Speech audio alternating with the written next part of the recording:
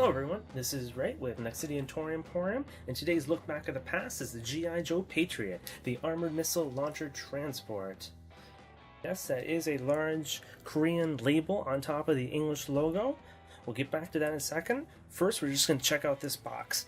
It is a perfect example of 80s awesome, it was made in 91, 80s awesome G.I. Joe destruction mayhem. We got missiles flying everywhere, people shooting aimlessly. All you see is rocks getting blown up. It doesn't matter.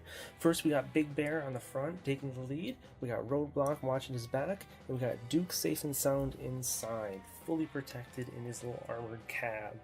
Now, I may be a bit biased, but I do really like this toy. I inherited most of my G.I. Joe vehicles, but this one I did happen to get Christmas morning, and it didn't take me long to break all of the axles. Tank treads had nothing to hold on to. They just fall right off. The clip holding the missile launcher snapped. The missile launcher just lay there completely limp. Completely useless from a military perspective. The battles were basically Cobra running amok, mass device being activated, Technodrome surfacing. It was pure mayhem. Anyways, it's not often that I know the history of my toys, but I do happen to know this one. I do find it fascinating.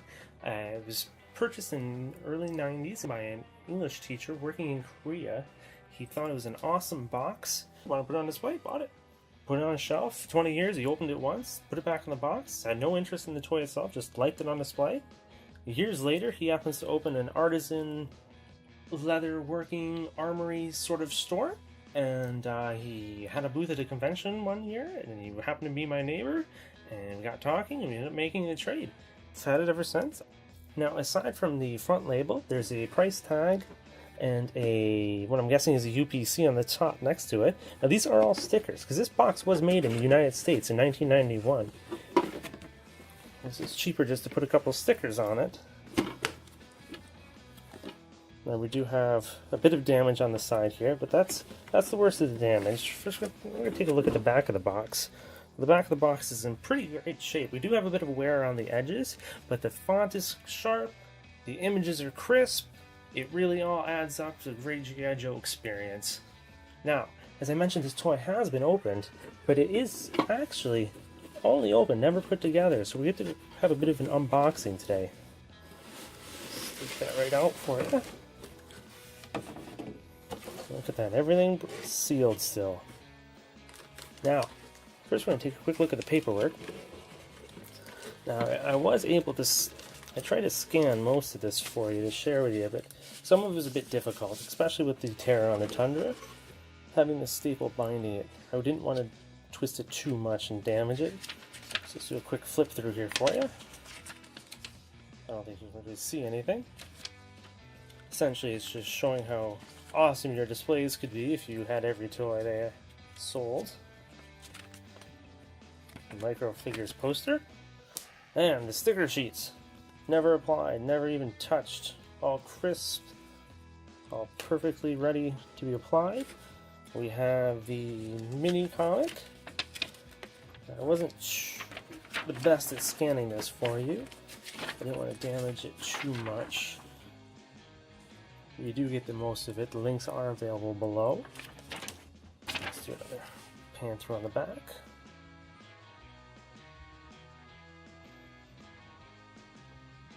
Okay, great. And the instructions.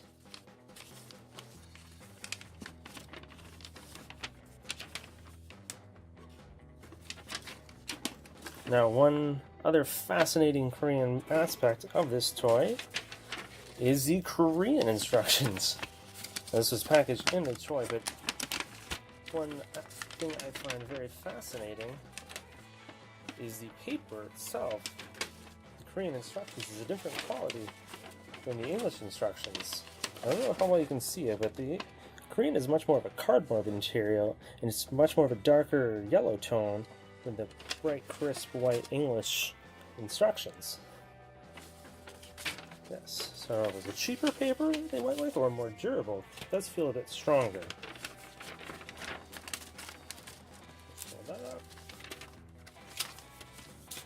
And now the toy itself. So the green parts. We have 3 missiles. We have antennas. We have a turret. We have axles. we have a front bumper ready to mow down Cobra Troopers. And we have the front heavily secured armored cab for Duke to hide in. We got the tank treads that will fall off when you break all the axles. And we have missile launcher ready to blow up Destro. And most importantly, the cab itself. And by cab, I mean tank, body, whatever. This is where I snapped everything off, and that clip fell off. So yes, never put together. I've avoided all temptation.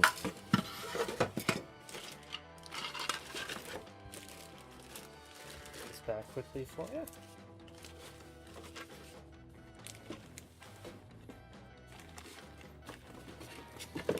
Ah.